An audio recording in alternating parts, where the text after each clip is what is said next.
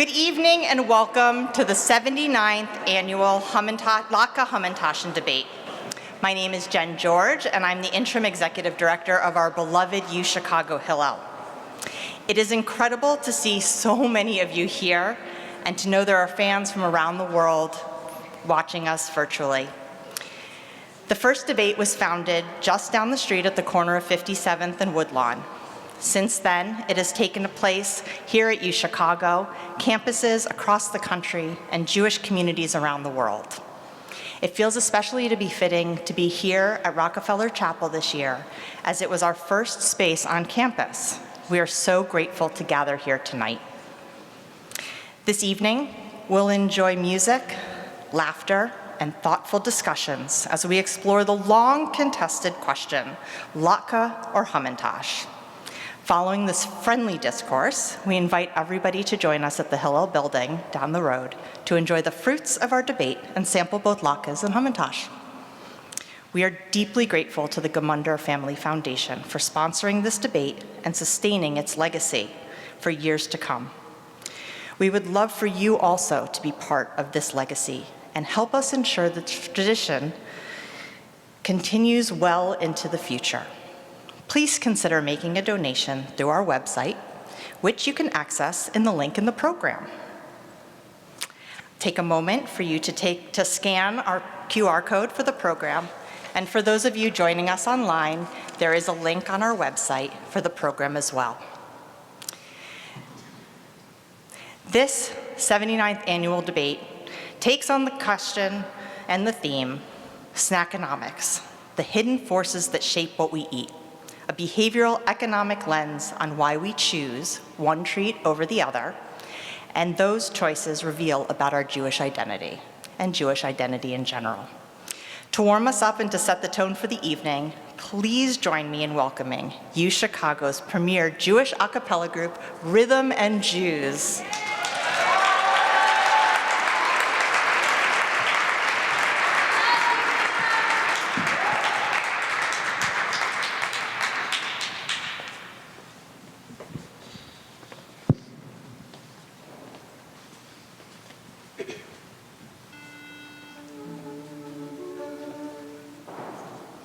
One, two, three, four.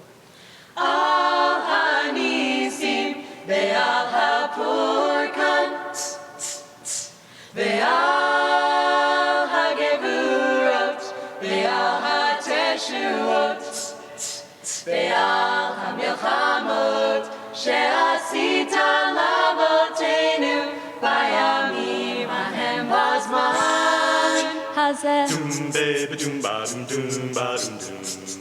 Doom baby doom ba doom doom ba doom doom. Al hanisim ve'al hapurkan ve'al hagevurot ve'al hateshuot al hanisim ve'al hapurkan ve'al hagevurot ve'al hateshuot ve'al hamilchamot she'asita lavoteinu bayamim hahem bazman hazeh ve'al hamilchamot she'asita lavoteinu bayamim hahem bazman bayamim hahem bazman hazeh bayamim hahem bazman hazeh bayamim hahem bazman hazeh bayamim hahem bazman hazeh bayamim hahem bazman hazeh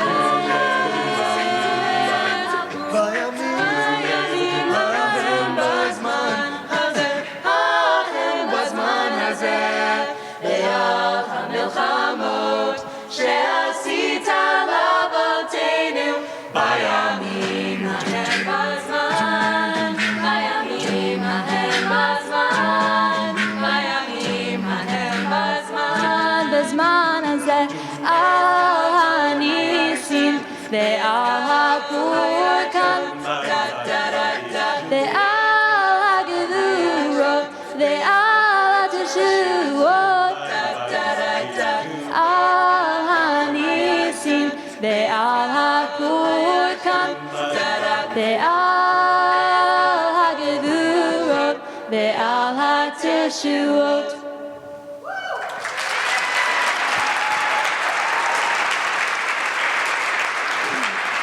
Hi, everyone. Thank you so much for coming. As Jen said, we are UChicago's premier and only Jewish a cappella group, Rhythm and Jews. So that was Al Hanisim, soloed by Karena. That comes from part of the liturgy that we sing on both Hanukkah and Purim, the holidays that give us both of these wonderful snacks that we're discussing tonight.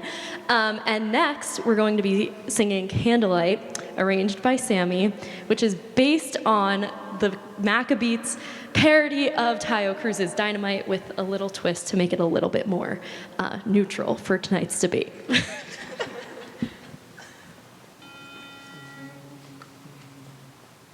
One, two, three, four.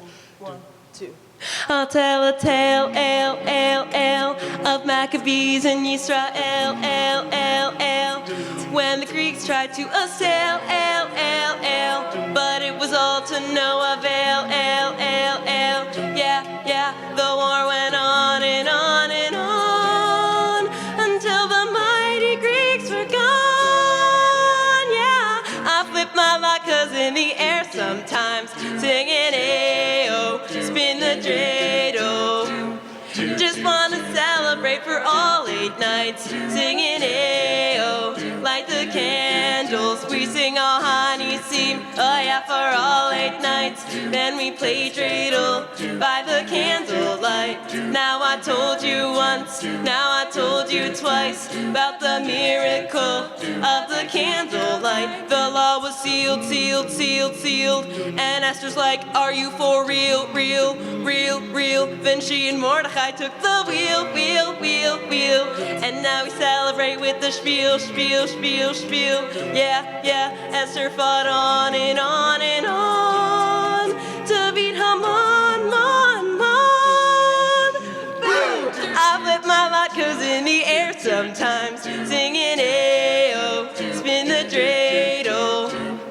Just wanna celebrate for all 8 nights, singing ayo, light the candles, and we sing Ma'ot Sur, oh yeah, for all 8 nights. Then we play dreidel by the candlelight. Now I told you once, now I told you twice about the miracle of the candlelight. And the great menorah, for 8 days it kept on burning. What a celebration, a great return to Torah learning. And I can feel it, and I Nes Gadol, Nes Gadol, Nes Gadol Hayasham, Nes Gadol Hayasham, Nes Gadol Hayasham, sham.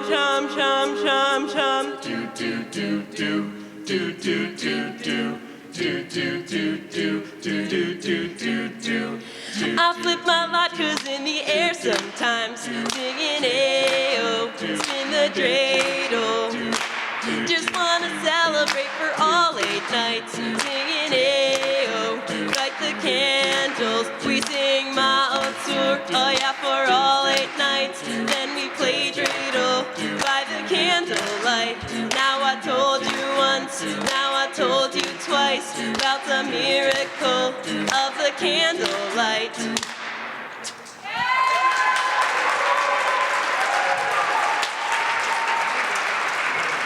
Thanks, everyone. Again, we are Rhythm and Jews, and if you liked what you heard, you can find us on Instagram at rhythm_and_Jews or on YouTube at Rhythm and Jews. Thank you so much. We were telling people over Thank you, Rhythm and Jews. We're so glad that you were able to be here with us and start us off with this annual tradition. And without further ado, let the festivities begin.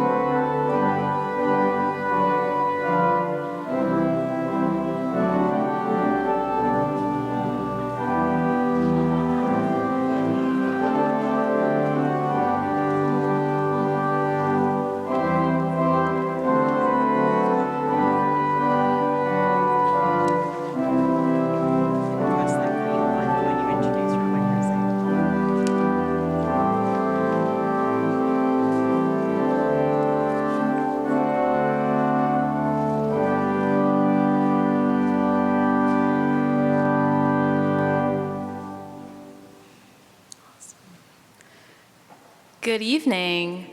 My name is Becca Deichwald, and it's a privilege to be here tonight. I'm a third year studying history and Spanish and an active member of Hillel, as well as the president of our RSO. Hillel means so much to me. It's more than just a place to pray with my egalitarian minion. It's also a place that has come to be my home away from home. On behalf of our student body, we welcome you to the 79th Latke-Hamantash debate. To start us off, we welcome Rabbi Daniel Kurzan, who serves as the rabbi of KAM Isaiah Israel in Hyde Park, where he brings thoughtful scholarship, warmth, and creativity to one of Chicago's most historic congregations. A graduate of Hebrew Union College Jewish Institute of Religion, he also earned a master's degree from the University of Chicago Divinity School, deepening his connection to the city's intellectual and spiritual life. Before arriving at KAM, Isaiah Israel, he served congregations in New Jersey, Kansas, and Illinois, and has been active in Reform rabbinic leadership. Rabbi Kurzan is known for bringing curiosity, humor, and a love of Jewish learning to everything he does, making him especially well-suited to guide us into tonight's Latke-Hamantash debate. Help me welcome Rabbi Kurzan of KAM Isaiah Israel to begin the festivities.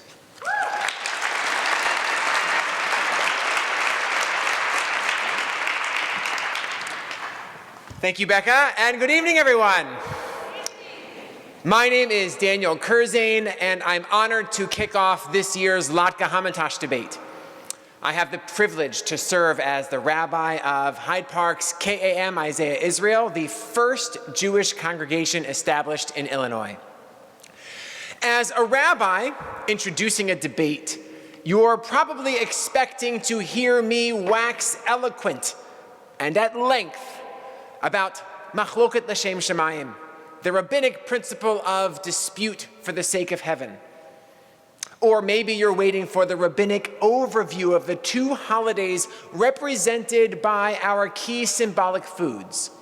Purim, which celebrates the triumph of diaspora Jews over the persecution of a foreign ruler, and Hanukkah, which celebrates the triumph of diaspora Jews over the persecution of a foreign ruler. Or quite possibly you're eager for reflections on the power and significance of a community joining together in camaraderie and joy to celebrate during this era of divisiveness the blessings of what we have in common.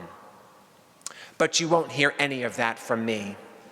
Because you see, I'm not only a rabbi, I'm also a graduate of the University of Chicago Divinity School, where I developed a deep appreciation for the study of the history of the Torah, known in these parts as the Pentateuch, and the ancient rituals described therein.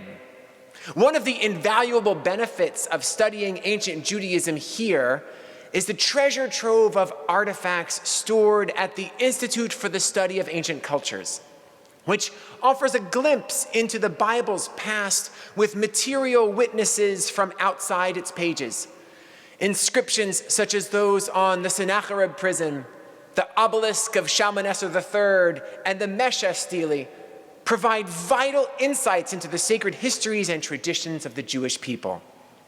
So, to prepare for this august gathering, I betook myself to the ISAC and delved into its vaults. There, I happened upon Luach Hariv, the so-called Tablet of Contention. The paratextual moniker alone seemed promising, so drawing on every tool of philological decipherment, I unlocked the mysteries of this forgotten text. To my surprise and delight, the inscription reveals that this very debate has its origins in the distant past. I share now, for the first time, an English translation of the Tablet of Contention. Zot Torat Hariv. This is the ritual of the debate. When members of the assembly gather, and they would eat and drink, Let those who are wise of heart come to plead the case of what is right to do. Let one come forward filled with the Spirit of the Eternal, who shall present the cakes baked with the first fruits of the harvest. And this one shall speak words of truth and many blessings in the ears of the entire assembly, and let them answer, we shall hear. And let another come forward, this one too filled with the Spirit of the Eternal, who shall present the fruits of the earth seethed in oil. And this one shall speak words of truth and many blessings in the ears of the entire assembly, and let them answer, we shall hear. Thus they shall contend, and the community shall decide between the cakes and the fruit of the earth. And if the case is too baffling for you to decide, you shall promptly repair to the place the Eternal has chosen, and appear before a magistrate in charge at the time, and present the problem. The magistrate shall judge between this one and that one, speaking words of blessing and truth. And the magistrate shall speak of the matter in the ears of the entire assembly, and let them answer, we shall hear. This shall be a law for you for all time, to fulfill the debate once each year. You may eat of the cakes baked with first fruits, and also you may eat of the fruits of the earth seethed in oil. You shall do no work, only to rejoice in your feast and to celebrate the sacred occasion with gladness of heart. This is the ritual of the debate. So, the proof is written in stone. The Latke-Hamantash debate didn't start in 1946. It was more like 1946 BCE. The tradition is sacred and beloved, and whether you are witnessing it tonight for the first time or the 79th, I trust you'll laugh, you'll learn, and you'll discover your hidden passion for snackonomics, the hidden forces that shape what we eat. Thank you.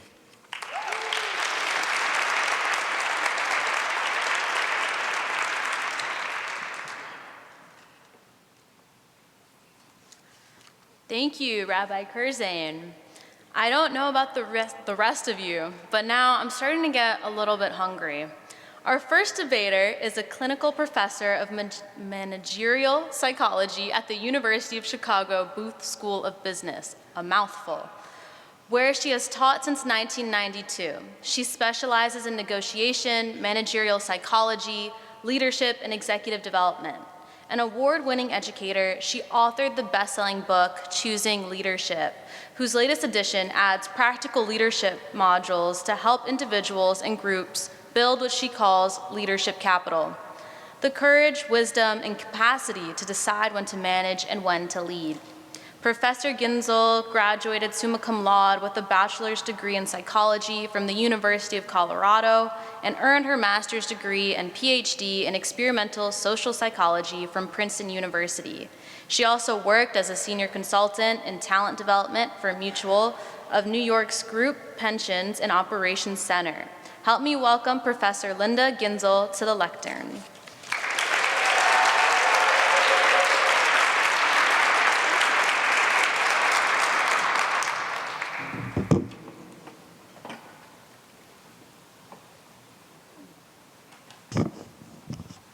Okay. Is this thing on?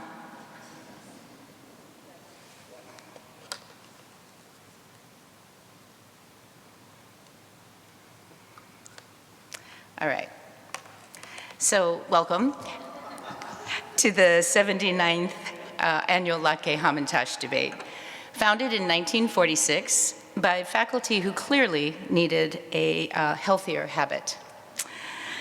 For nearly 8 decades, scholars at this great university have addressed the central question of Western civilization, latkes or hamantashen.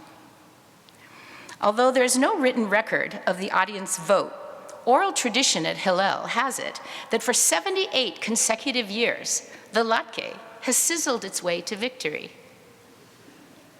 78. At this point, it's less a debate and more a hereditary monarchy with sour cream. Latkes, the crisp edges, the hot oil, a symbol of leadership. Flashy, bold, the thing everyone notices. Naturally, you say, the latke is transformational. It inspires appetite. It motivates sour cream and applesauce alike to bring their best selves forward. Yes, this is all true, but inspiration without structure is just a pile of graded potential.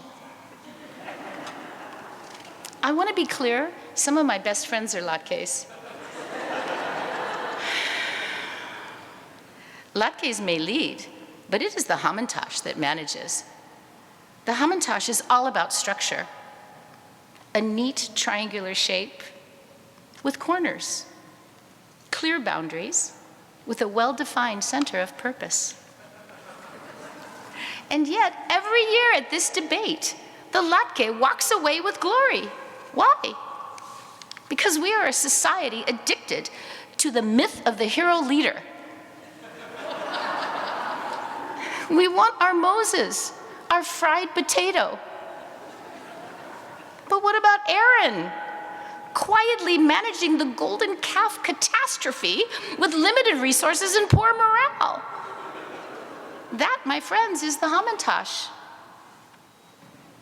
Leadership burns bright. Management bakes steadily. Our problem in organizations and at the dinner table is that we keep rewarding the sizzle and overlooking the structure.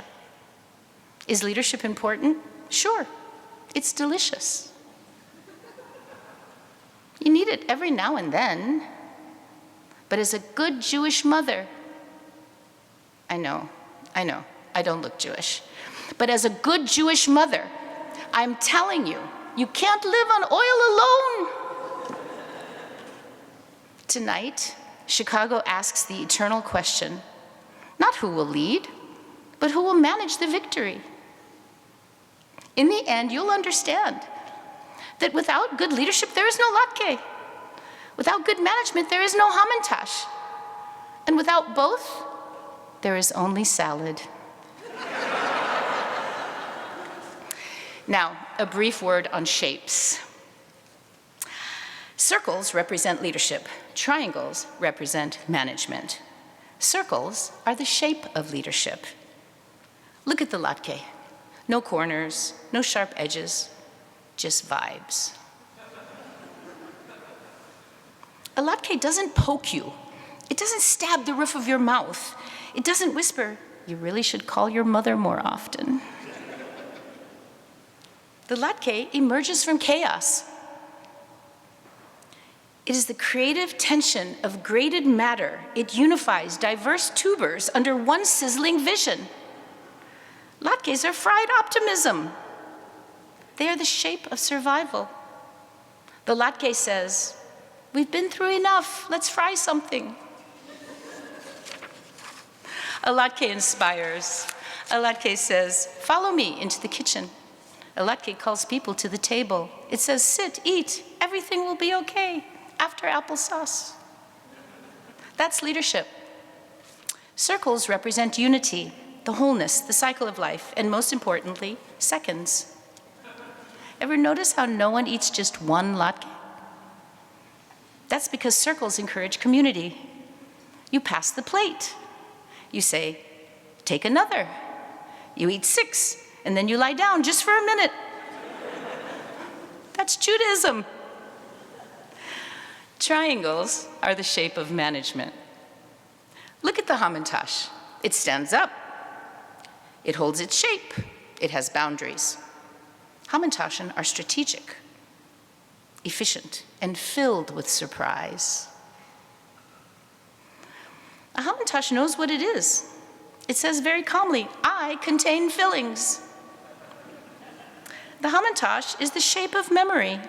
It reminds us that history isn't smooth, life has corners, and sometimes the filling leaks. But you keep going. Triangles teach resilience. You bite into one and think, is it poppy seed? Apricot? Or something your grandmother insists is prune but absolutely isn't? That's character development. Just as triangles point upward toward ambition, direction, and judgment, Hamantashen rise. They aspire. A triangle is the strongest structural shape. This is not just dessert, this is engineering. Bridges use triangles, buildings use triangles. What do Latkes build? Regret. The Latke, like the classic overconfident leader, is your cousin who shows up at Passover and announces, "I'm starting a startup." Nobody knows what it does, but somehow it's already worth $8 billion, and it's gluten-free. The Hamantash, meanwhile, optimizes stability. It orchestrates the fillings, deadlines, and deliverables. You can't improvise a Hamantash. And so it is that leadership must be fried and management must be baked. And yet, paradoxically, leadership without management collapses like an untended fryer. Management without leadership congeals like cold dough. The Latke and the Hamantash define the yin and yang of organizational flour and oil. One golden through courage, the other through consistency. One inspires, the other ensures no one burns down the kitchen. Many people think management is less important than leadership. People might say, "I'm just a manager." But nobody says, "I'm just a leader." No. They say, "I am a visionary." Usually in LinkedIn in all caps. Well, tonight you are all my students. Welcome to my classroom here at the majestic Rockefeller Chapel, where we're going to do a quick activity from my book to make a very Jewish point about leading and managing. Let's turn to page 8, those of you at home follow along in your book, of choosing leadership. The activity is called juxtapositions. The goal is to put management and leadership on the same level, like bringing leadership down from Mount Sinai and bringing management up from the copy room. Here's the question. What's more important, stability or change? The present or the future? Being here or going there? The answer is, it depends. You lead when you need change. You manage when you need stability.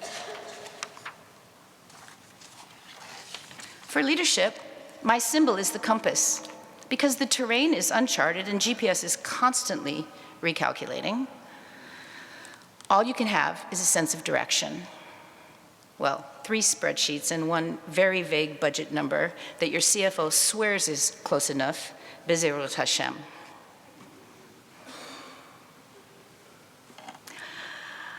When you're managing, the symbol is a map. You're in the present, the here and now. As it says in Hebrew, atem kan, you are here, where you should be, exactly where you are, preferably with a beverage and a good nosh. When you go somewhere you've never been, the future, you need confidence in your vision. When you're leading, you need people's hearts. They have to believe in you and your vision, even when the PowerPoint has 47 slides and 8-point font, as shown here in Korean, the language of the lost tribe. Ultimately, leadership is about finding questions. Management is about finding answers, preferably in Yiddish, as shown here, because everything sounds wiser with a little nu at the end. Well, now that we have set our foundation, let's go back to page 28 in Choosing Leadership, where we see the facts that we have already established. Latkes are circles, Hamantashen are triangles. Latkes are fried, Hamantashen are baked. Latkes have toppings, Hamantashen have fillings. To quote Rabbi Bob Sutton from Stanford Yeshiva, Latkes optimize upside opportunity and Hamantashen minimize downside risk. Only at the University of Chicago would we resolve leadership management, this dilemma, using complex carbohydrates in the name of theory. Here are the examples of 2 words that are equally positive but capture this juxtaposition: smooth versus sharp, flat versus folded, fast versus slow, sizzle and substance, open and closed. It's your task to come up with such juxtapositions. Here are a few more examples just to get you started. Latkes are oceans, Hamantashen are mountains. You see? Circles, triangles. Latkes are round cafe tables. Hamantashen are corner booths. Latkes are blankets. Hamantashen are pillows. Latkes are Pringles. Hamantashen are Doritos. I know. We've left the Jewish cuisine and entered the Talmud of processed snacks. Now, for class participation. It's your turn. What I'm going to do is ask you to talk to your neighbor, talk to the people next to you. We'll take 3 minutes. 3 minutes. I'd like you to come up with a few of your own juxtapositions, like the examples shown here. Extra credit if your pair could plausibly be the title of a UChicago course offered in the core. We'll take volunteers after this 3 minutes who might like to share their juxtapositions for extra class credit. So 3 minutes. I didn't bring my phone. Could you give me 3 minutes on your timer? And after 3 minutes, we'll continue with the lesson.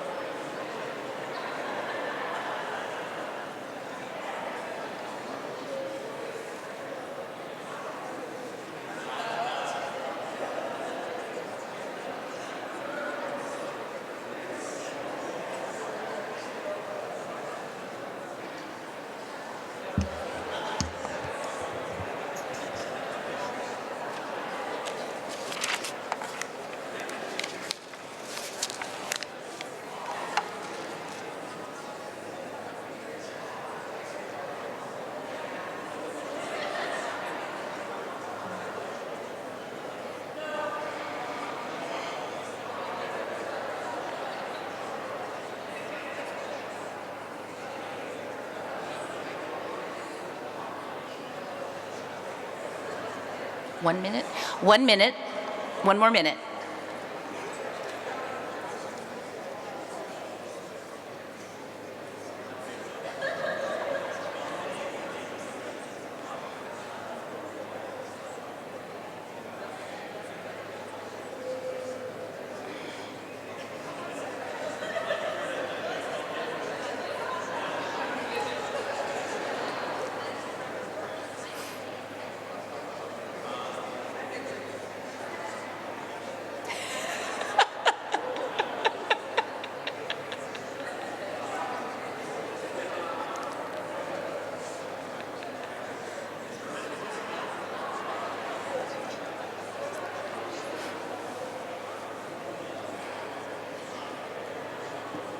How are we doing on time?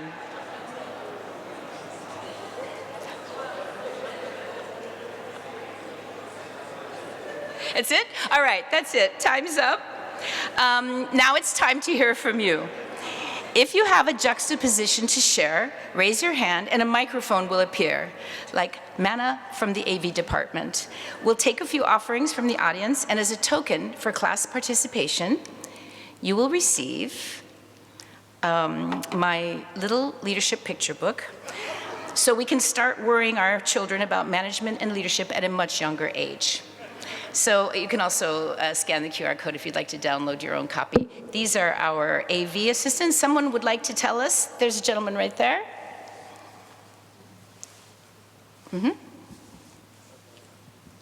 Latkes are the University of Chicago, and Hamantashen are Northwestern University. Hold on, you have to keep that microphone because I just need you to parse that a touch for me. Yes, no, it's a good question. Well, I think the core curriculum, for example, is something that defines the University of Chicago. We care about a well-rounded experience, no pun intended. Isn't there pun intended? Well, sure. A pun could be intended. Yes, pun is obviously That's very intended. Jewish. It's good. Yes, very Jewish of us. Yeah. Team effort. All right. Thank you. think Thank you that's so enough. much. Let's do a round of applause for that. That's excellent. Anyone else? We have someone right up front.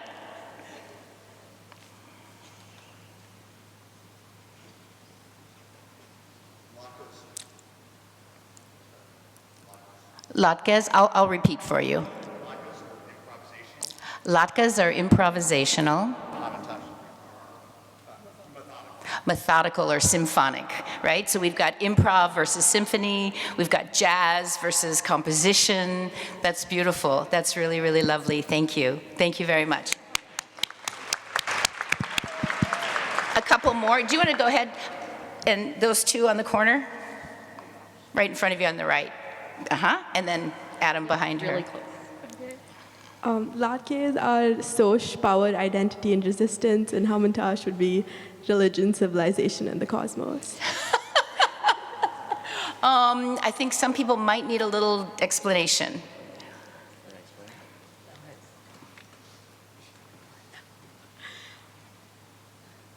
Well, both of them you shouldn't take your first year, but as someone doing PIR, I think it's providing me with a very well-rounded experience, and I do think a lot of qualities I learned to appreciate maybe in my third or fourth year. Very nice. Thank you so much. Thank you. We'll do a couple more and then we'll go on. Adam behind her. The latke is the blossoming flower, and the hamantashen is the hardy root. Say that again for me. The what flower? Blossoming flower. Blossoming flower. And the hamantash is the Hardy root. hardy root. That's beautiful. That's so interesting.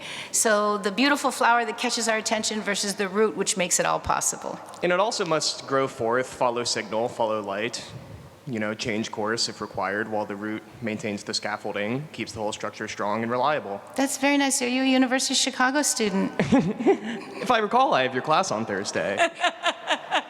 Excellent. Thank you very much. Let's do another one. Maybe someone on the left side of the room? Anybody want to share their juxtaposition? Oh, on the right. Back to the right. Hamantashen are self-contained and complete, while latkes are lacking and needing toppings. No explanation needed. Thank you very much. That's lovely. All right. Thank you. One more. There's someone right next to you that wants to contribute. This will be our last juxtaposition. Latkes are the openness of a soccer game and a basketball game. The Hamantashen is the structure of a football with pointed edges. Isn't that interesting? That's beautiful. You all did a great job. That is wonderful. Let's do a round of applause. All right. So, terrific. This is all well and good, but really, where are we? We are at the University of Chicago, where a mathematical proof is required to support my argument. So let's turn to gematria, where the numbers help us see beyond the veil. Let us boldly proceed. Gematria is going to lead us deeper into the numerical labyrinth, where numbers, letters, words, and phrases fuse into revelation and communicate something profound about Latkes' leadership and Hamantashen as management. For example, the first letter, Aleph, is 1. The last letter, the numerical equivalent of Tav, is 400. That's how gematria, that's the table. Here we go. Ozen Haman is Hamantash in Hebrew, which equals 159. The letters equal 159. Latke sums to 144. They differ by 15. Thus, let it be known that tonight, here, in its 79th year, we have made a novel and groundbreaking discovery. On this very night, we together have found the Latke-Hamantash gap. The gap between the round potato and the triangular ear. Next, we're going to apply the Akiba Schechter correction in honor of the incomparable Millie Miller of blessed memory. Thank you. Millie, shown here, celebrating her 90th birthday, which was 15 years ago, as she would have been 105 this week. Millie shepherded generations of families through this amazing school, including my own sons. As the beloved matriarch of Akiba Schechter, she knew everyone, she remembered everything, and she remains a guiding presence to all of us who knew and loved her. So in Millie's loving memory, we apply the Akiba Schechter correction. Now, both Millie and Miller start with the Hebrew letter Mem, which has the numerical equivalent of 40. 40 years of wilderness wandering, 40 days of rain during Noah's flood, 40 days Moses spent on Mount Sinai, and the 40 seah water required for a mikvah. Yes, 40. Is that a mere coincidence? I think not. Thus, when you apply the Akiba correction to Oz and Haman, you get 199. When you apply the Akiba correction to Latke, you get 184. Even after applying the correction.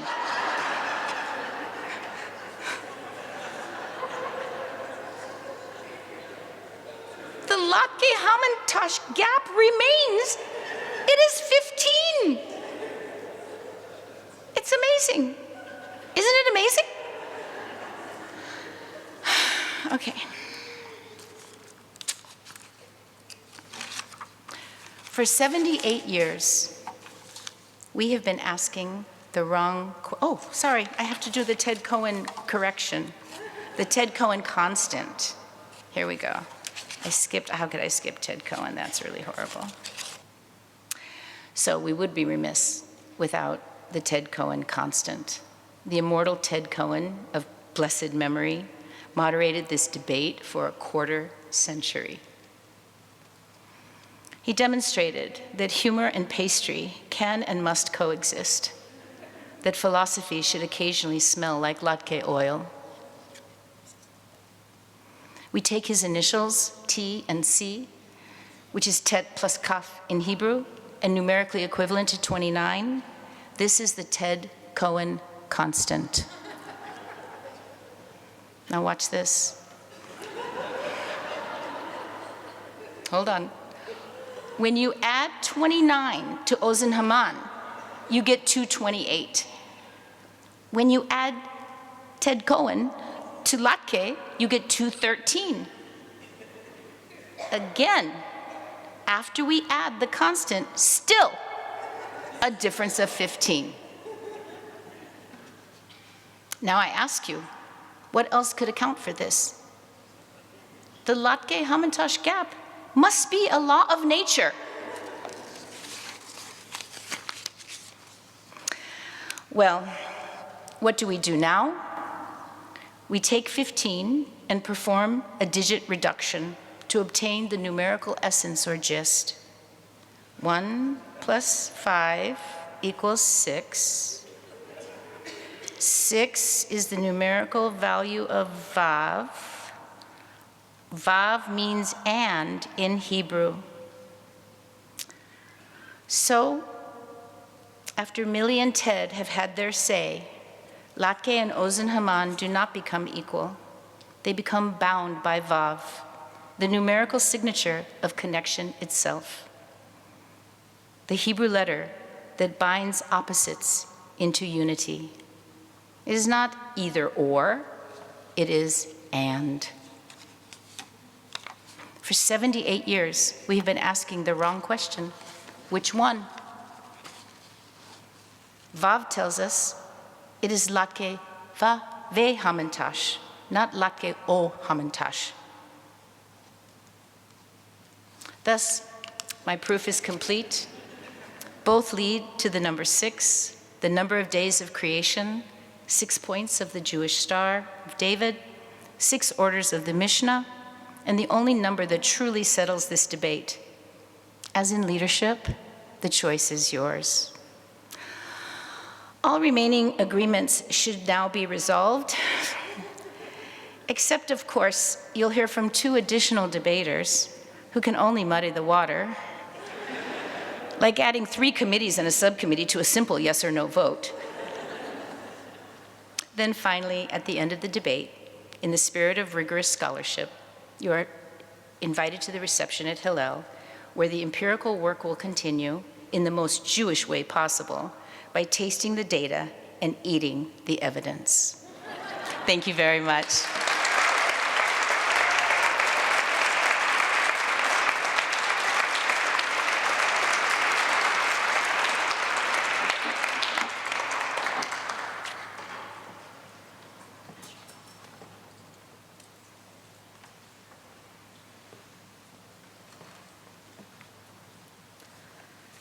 Thank you, Linda, for leading us through what seemed to be an analogy to call my Jewish mom.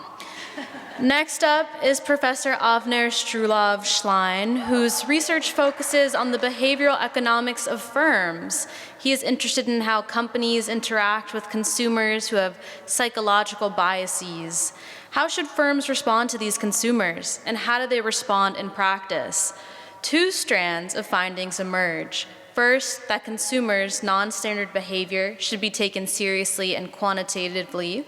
And second, that companies are sometimes behavioral, too especially when not taking consumer behavior into account. To answer these questions, Strulov-Shlain uses observational data, natural experiments, field experiments, and lab experiments. Professor Strulov-Shlain earned his PhD in economics from the University of California, Berkeley, and his pre-doctoral studies include an MA in economics from Tel Aviv University and a BSc in physics and mathematics from the Hebrew University of Jerusalem.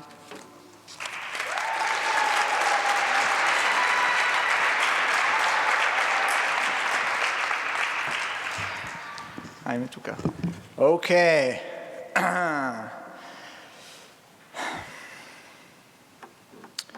In these trying times of rising anti-Semitism, what can be more important than raising our heads up high and celebrating what we as people are best at and what we arguably contributed the most to humanity? Now, I know what you are all thinking, and I'm thinking the same thing. I'm of course talking about behavioral economics and humor.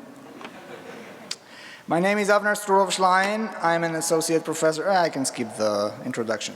Okay, it is an honor to be here at the 79th annual Latke-Hamantash debate.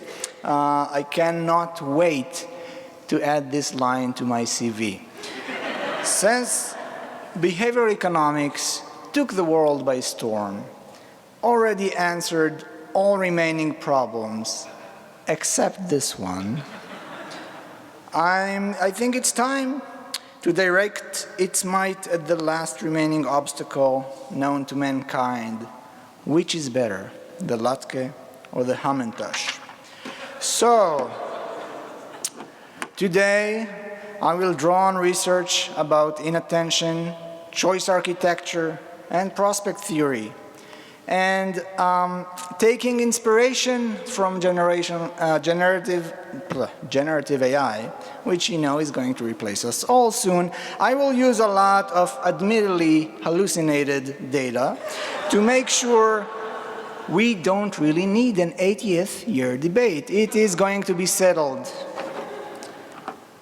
So let us begin with the topic of inattention.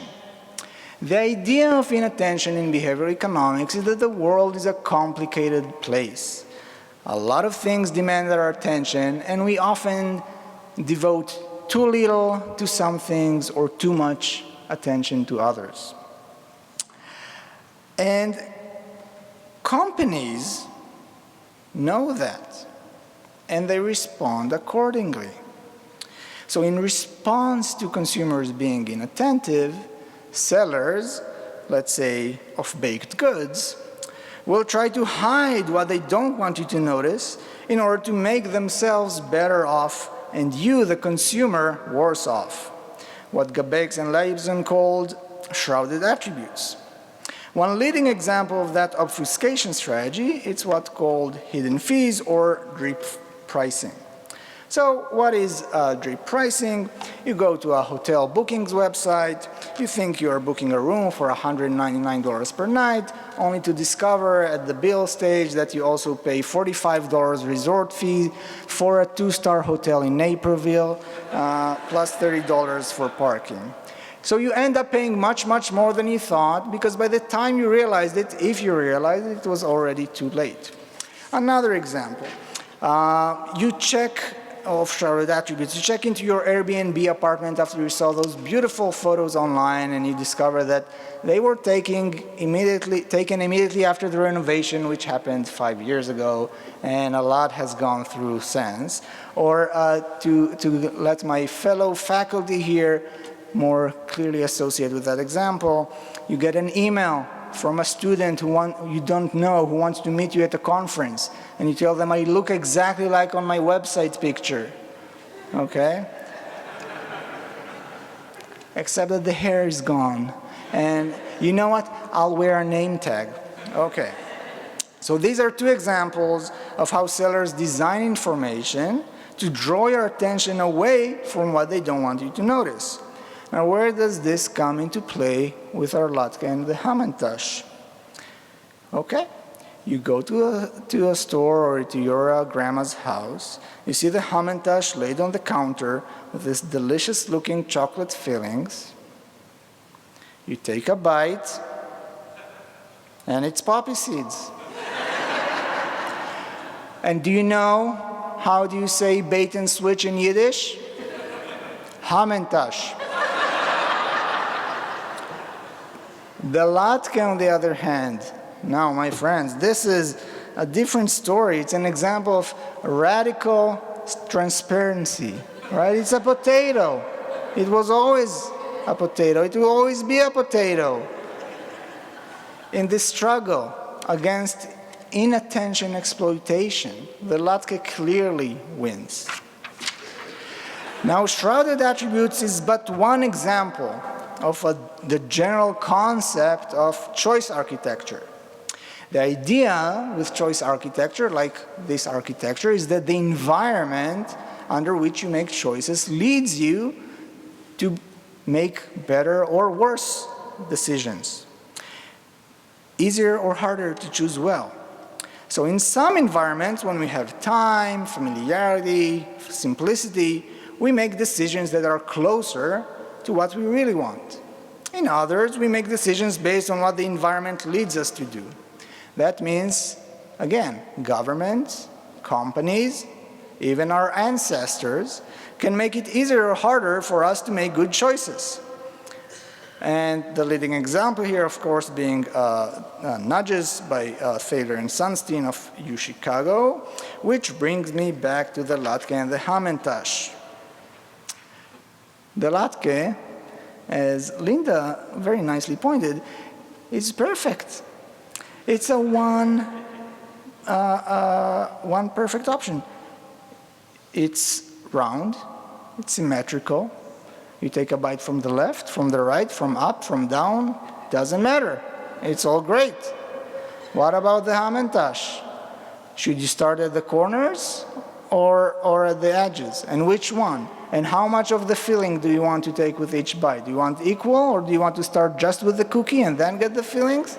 It's a lot of decisions to make.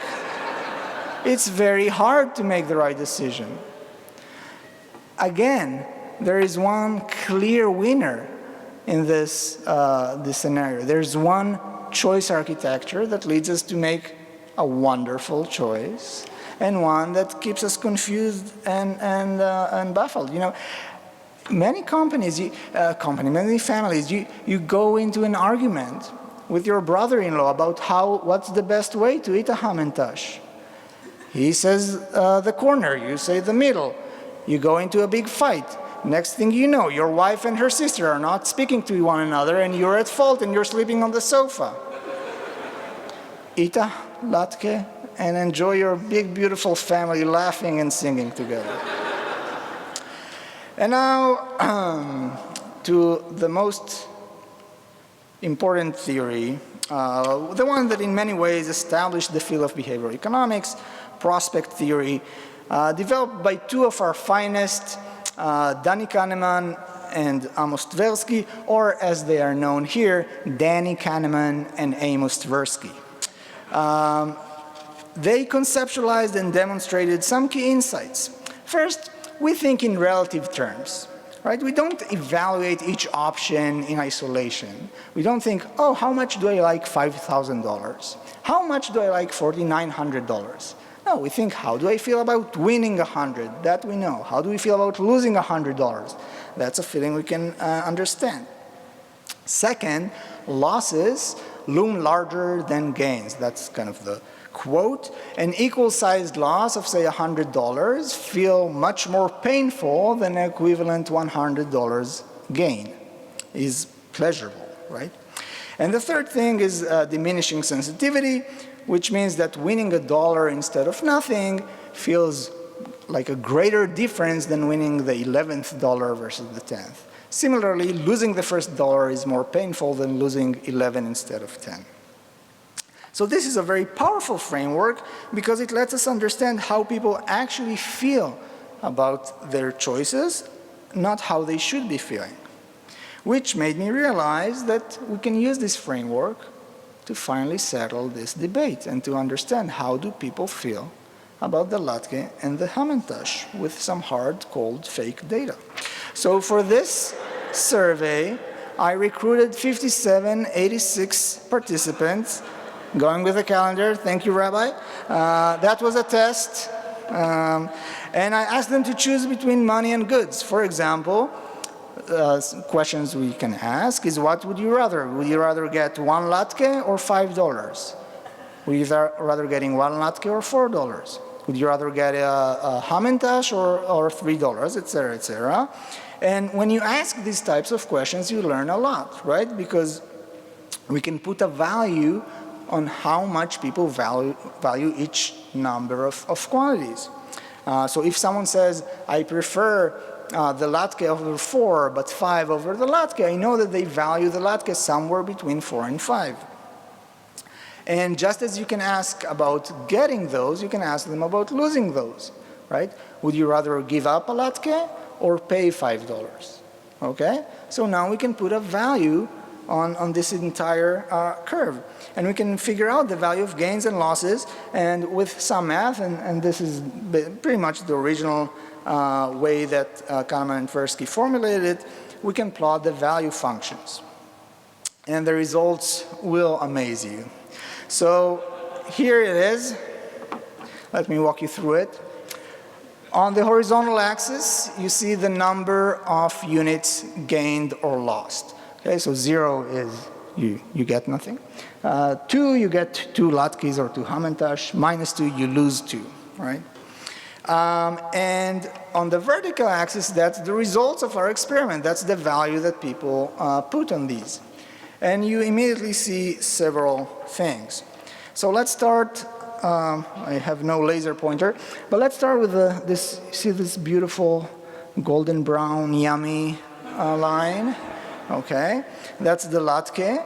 And now compare it to this sickly, disgusting purple down below. That's the hamantash. So in the top right, we're in the gain domain. This is where people get the latkes, get the hamantash. And whatever number of latkes you look at, people are happier with those than with the equivalent number of hamantash. Latkes rule. Yay. Okay. In the bottom left, we have the loss domain. Okay, this is when people lose their latkes or hamantash. And losing a latke hurts more than losing a hamantash. Now you can see this lambda there floating around.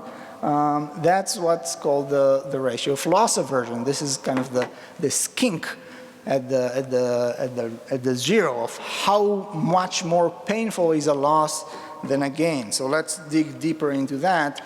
The latke has a lambda of 2.6, okay? And now in the canonical papers, lambda is about 225, meaning losing a latke hurts more than losing money, okay? The Hamantash has a lambda of 129. You know, one is complete indifference. It's not complete indifference, but it's not very far off, you know? So, you know, no one ever cried over a lost Hamantash. And that's what you see here. So to put it into dollar terms, people will pay $5.67 to avoid losing a latke. Yes, 6, 7. My kids are in the front row, but only $1.48 to lose a Hamantash.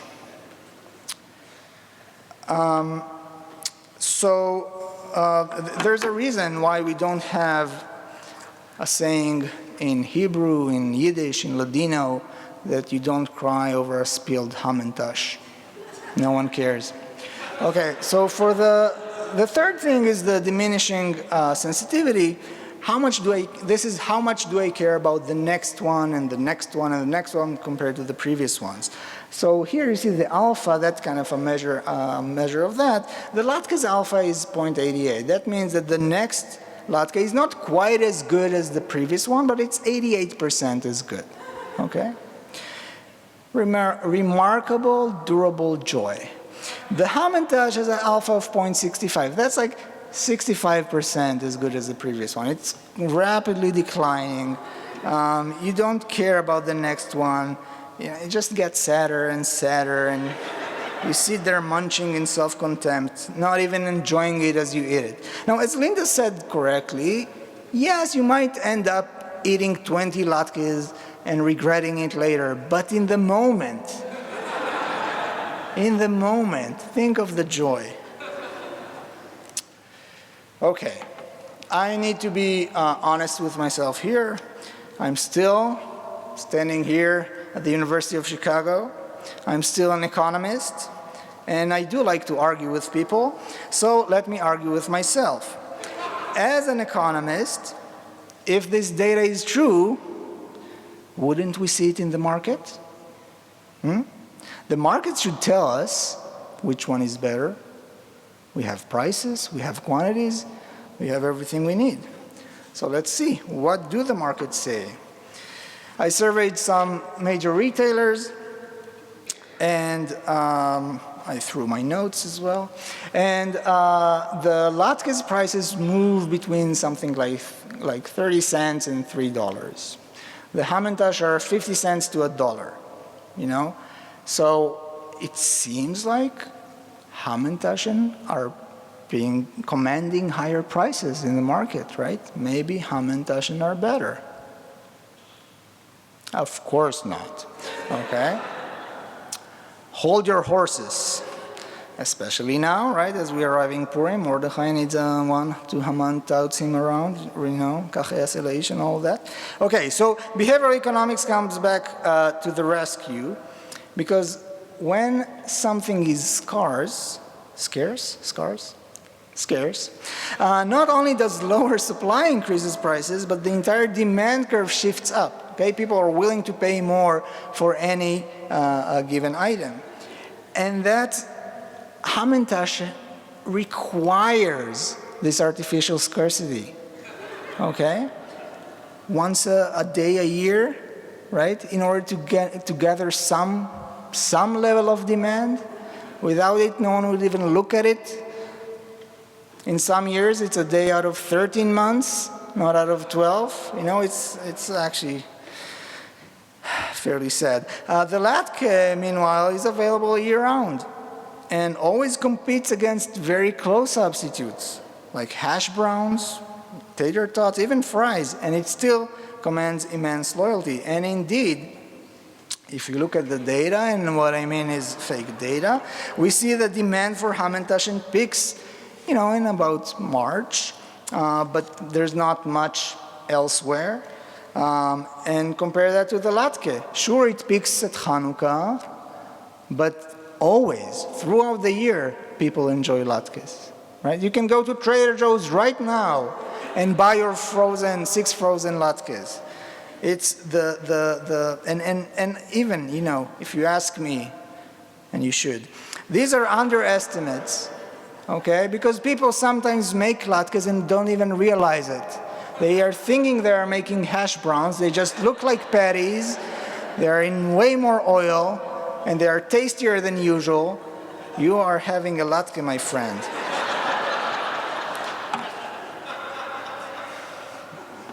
Okay.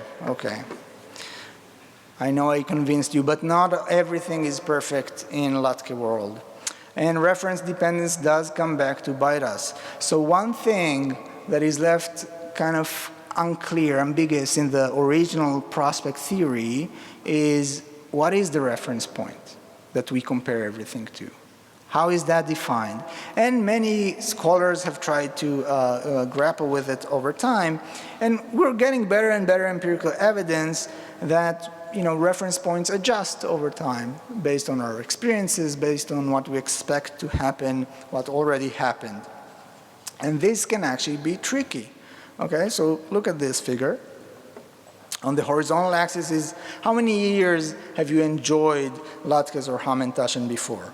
And on the vertical axis is your reference point. So early on, you enjoy latkes more, of course, and the purple hamantash curve barely moves because it's just not that exciting, and you stay where you are. But with the latke, every once in a while, there's this great latke that you had, and now you're ruined forever, right? Because your reference point goes up, and you are waiting for this latke to come back, and it never goes down, right? And you need more in the future to feel the same joy. And I'm sure all of you, like me, have this memory of this great latkes you had at the Hanukkah house party at your boss's house 20 years ago, where you emptied the entire bowl and everyone were staring at you and you kept eating and you didn't care at all, and it was your first month on the job and you stayed working there for 6 more years with the same people and no one ever forgot. Okay. Based on your laughter, I'm sure you all had this experience too.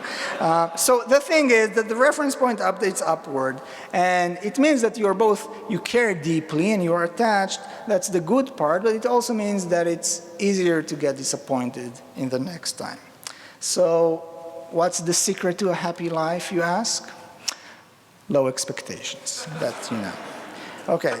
So let me conclude with kind of putting it or padding it all together with the bottom line. The latke is more transparent. It's easier to consume. It doesn't overwhelm you with options. It's better priced even. People just deeply enjoy it and care about it more. And if we put everything together, including prices, and we can calculate the return on investment. So the latke costs, let's say, 50 cents. The hamantash costs $1.50. Your value from a latke, based on our data, $2.15. From the hamantash, only $1.13. We get a 330% return on investment on every latke we eat, an extra $1.65 in consumer surplus, while you lose 37 cents on every hamantash you are forced to consume. Everything in the data says latke, latke, latke. So to conclude, the latke is not merely a potato pancake. It is a behavioral economic phenomenon, an object of profound cultural attachment that activates powerful psychological mechanisms of value and loss, while the hamantash is a dry cookie shaped like a hat. Thank you very much.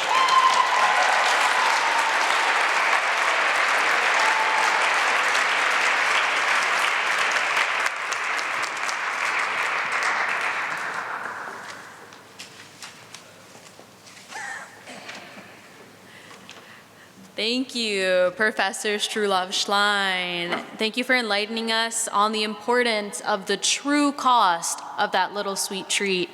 For our final debater, we welcome Joseph Dov Brush. Trained as a social epidemiologist and health policy researcher, Joseph Dov Brush graduated from Harvard University with a PhD in population health sciences and a master's degree in biostatistics. He is currently an assistant professor at the Department of Public Health Sciences at the University of Chicago, and he was previously a visiting research scholar at the Department of Healthcare Policy at Harvard Medical School.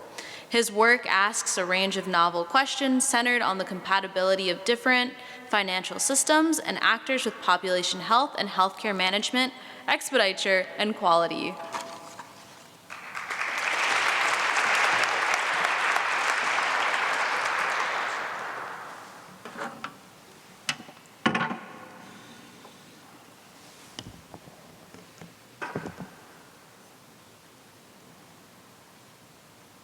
Hi there, my name is Joseph Brush, and I'm going to make the case for Hamantashen. It's time. Before I do that, I'll tell you a little bit about my research. I'm a social epidemiologist, and I study how financial firms and corporate ownership impact healthcare delivery and population health. I'm specifically focused on thinking about the political economy of health, which is invested in thinking about the role of economic systems, political structures, class, capital accumulation, and power, and the impacts on the patterns of health and disease. Specifically, political economy of health engages with attentiveness to analytical boundaries that expand beyond conventional economic analyses. And I think you'll see that hopefully within this presentation. But before I give you my clear and central arguments, let me do a quick disclaimer. This presentation is for humor and illustration only. Any references to private equity, multinational corporate conglomerates, industrial complexes, financial engineering strategies, or Queen Esther are satirical and do not reflect professional opinions or research findings. Here are my three central arguments. One, private equity and the frying of spirituality. I argue that leveraged buyouts in the Latke industry increase prices and have reduced quality. Latke Industrial Complex. I argue that monopolized potatoes have squeezed out alternative holiday treats and have price gouged consumers. Finally, Hamantashen has spiritual resistance. I argue that the Hamantashen celebrates artisanal beauty, communal giving, and the true lessons of both Purim and Hanukkah. All right, what is private equity? So private equity are financial firms that invest in or acquire private companies that are not on the public stock exchange. They often finance the acquisition with debt, so this is why we call it a leveraged buyout, and then use the company's revenue to service that debt. Oftentimes, these companies acquire and sell within 3 to 6 years with the hope of increasing the value of the company. And they do this by introducing innovation, reducing costs, changing management, eliminating unnecessary services. You get the gist.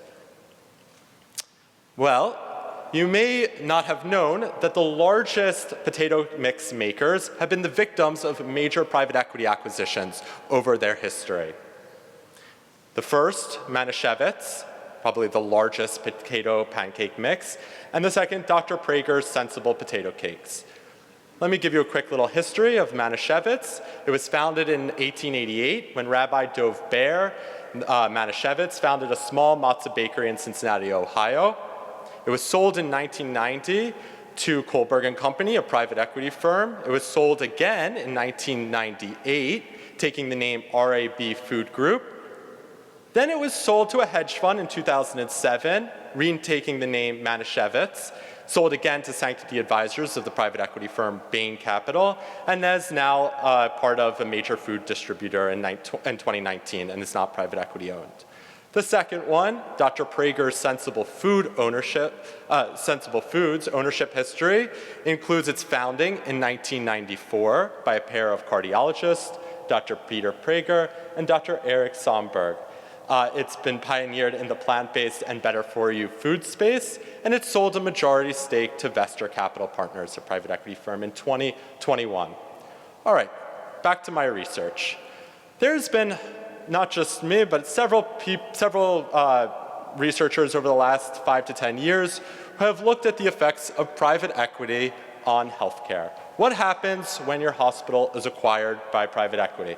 What happens to patient mortality, readmissions, staffing? How is your physician practice, your dermatology practice affected by private equity? My colleagues and I did a systematic review of all existing studies on how private equity affects healthcare. And what we find is actually quite mixed evidence. Sometimes studies find benefits to healthcare quality, and other times negative implications when it comes to quality. Although generally when it comes to quality of care, the evidence is more mixed. It's certainly not the case that private equity has had universally negative effects on healthcare, at least as evidenced by the current research. But what we find almost uniformly is that after private equity acquisitions, patients pay more. They're charged more, they have higher out-of-pocket costs, even their insurers are billed more. So you may be saying to yourself, okay, but that's healthcare, and this is for latkes. Well, you may be dissatisfied to hear there have been no empirical studies examining the effects of private equity on the latke mix industry. In fact, I could not even ascertain what were changes in the prices of these two latke mixes over time using web archival data. What we have is the study that's probably the most, or is the closest to the issue at hand. And that is what happens when private equity firms take over supermarkets. This study found that after private equity, supermarkets were more likely to report out of stocks or running out of inventory by about 10%. They also found that the high debt potentially put pressure onto employers that could have lowered wages and resulted in fewer benefits. Now you may be concerned and say, well, how do we know that the author of this study is an impartial judge and doesn't have a bias towards the Hamantashen? Well, I think we can all say that no one with the last name Matzah would have a preference for a carbohydrate. Coincidentally, I believe this David Matzah is at Northwestern University. So a friend of ours has provided some evidence to this, but you still might say, okay, but my bubby doesn't use latke mix. She uses traditional potatoes. And so while there may be some concern about how private equity may increase the prices and potentially the quality of latkes, that's really that has no impact on my family. And I would say fine, but you have forgotten that while your bubby has been making latkes for decades, a big potato industrial complex has grown, taking over the entire latke industry. And this latke supply chain, highly concentrated, industrialized, and financialized, includes seed monopolizers, big oil overlords, petite potato bourgeois, and households alienated from their labor, replaced by speculative latke mixes. And I want to just draw your attention to one of the smaller family-owned businesses that opines on their website. While others have sold out to large corporations, we at Straits continue our family tradition. But they're one of few. They're one of few that hasn't become the victim of private equity or the big potato latke industrial complex. But then you say, okay, what is this big potato industrial complex comprised of? Well, more concerningly, you'll find that now 5 major corporate conglomerates own almost 80% of the potato distributing market, and one owning 32%. You may say, well, what are the effects of that? Well, you saw perhaps some spurious data previously, but let me show you real, non-IAI hallucinated data from the US Bureau of Labor Statistics. Increased prices of potatoes. Now, perhaps there are other causes, perhaps many, but for our purposes, these corporate conglomerates have risen the price of potatoes. And you may say to yourself, okay, well, how does that have any effect on Hamantashens? No price gouging, no major monopolistic, financialized flour organizers, clean prices. Well, maybe not so clean, but for our purposes. Why? Why do you ask? How is this possible? Hamantashans have not been the victim of private equity or the Latke industrial complex. They're seasonally specific. Their labor-intensive production makes them harder to corporatize, and their shelf life limitations prevent major conglomerates acquiring them. And so while my opponents may view these as characteristics that make them negative, I would argue that these are positive values to the Hamantashen. And they're positive values to both the Talmud and to the Book of Esther. And so for you traditionalists out there who have not been swayed by the evidence on private equity or the concerns regarding the corporate conglomerates that have taken over the potato latke mixes, let's turn to the books themselves. All right, let's go to the Talmud, where it says, "They checked and they found but one cruse of oil that was set in place with the seal of the high priest, but there was in it only enough to light a single day. A miracle was done with it, and they lit it for 8 days. The following year, the sages fixed those days, making them holidays for praise and thanksgiving." Okay, this is one of the more important verses, and I found the following commentary, which I think will be illustrative of the question tonight. Rabbi Shaya Karlinsky says, "Every circumstance is another opportunity to reveal in some way the inner divine reality that encompasses all creation. Purity and holiness are elements of an inner reality. Oil that is tahor, pure, and oil that is tameh, defiled, look the same. The difference lies only in their hidden essence. In this case, lighting pure oil wasn't simply optional. It was a necessity. Nothing less than pure oil could serve to highlight the Jewish emphasis on internal reality in opposition to the emphasis on the external dimension, i.e., embrace purity and inner divinity over the commodification of corporate control." And what does that more? The Hamantashen. All right, let's go to the Book of Esther. It says, "La'asototam yemei mishteh usimcha u'mishloach manot ish l'rehu u'matanot le'evyonim." The Jews were to observe Purim as days of feasting and merrymaking, and as an occasion for sending gifts to one another and presents to the poor. And Rabbi Mordechai Willing says, "The Rambam rules that it is better to increase the amount of money spent on matanot le'evyonim than to add to the lavishness of one's seudah and mishloach manot. The reason is that there is no greater and more splendid simcha than to gladden the hearts of the poor and the downtrodden. Physical pleasure is necessarily limited. The human body can tolerate only a small amount of meat and wine. Therefore, in order to maximize the mitzvah of simcha on Purim, the added dimension of helping others was included. Sharing with peers, mishloach manot, establishes a joyful spirit of camaraderie. Giving to those who are needy and cannot reciprocate, matanot le'evyonim, creates an even higher level of simcha, i.e., community giving over vertically integrated supply chains. Hamantashen. So, let's conclude. I argue that the Hamantashen is a counter-movement, certainly counter to what you've heard before. It offers a decentralized resistance pastry that's representing communal giving, equity, shared blessing, and ultimately purity. It is the anti-monopolistic baked good. By choosing Hamantashen, you make a small but meaningful protest against the commodification of food and the concentration of power in the big potato industrial complex. Thank you.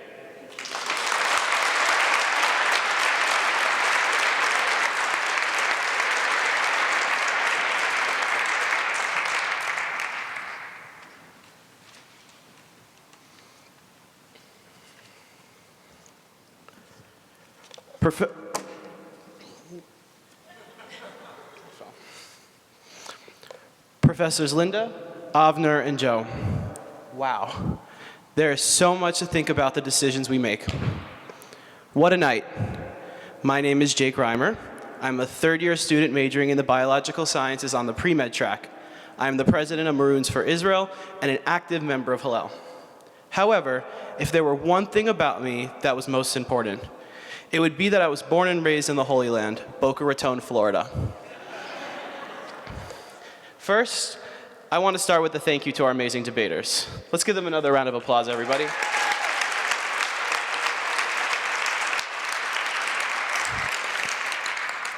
Thank you to the staff at Rockefeller.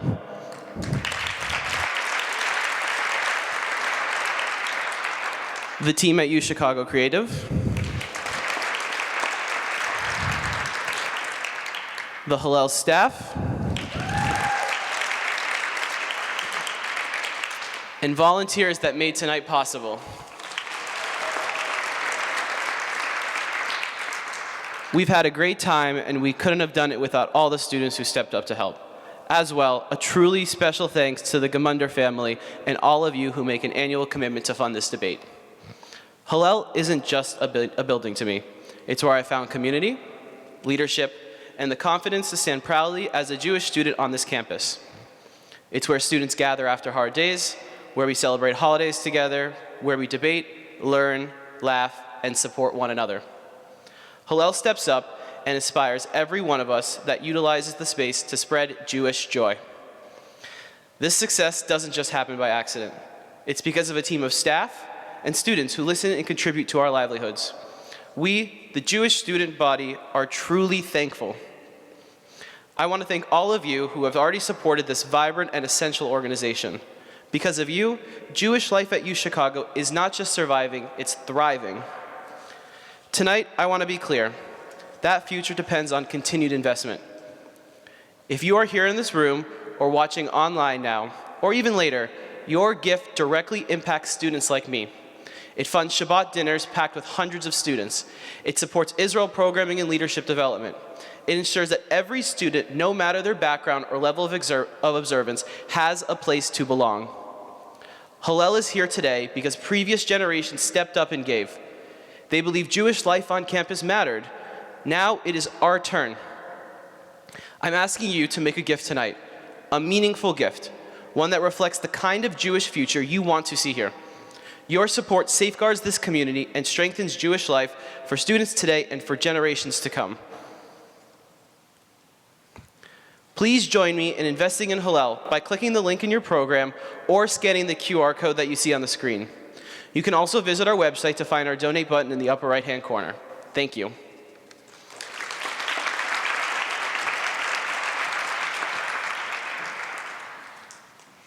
Thank you, Jake. Thank you all of you who are joining us here tonight, both here in the building and online. Thank you to our amazing debaters and all of the things that Jake shared, and so we're so thankful. If you're a member of the faculty and are interested in standing here where I am in the future, please come find me and let me know. I hope to see you all at the Hillel down the road to enjoy some latkes and Hamantashen together, and let's continue this debate for years to come. Thank you, and good night.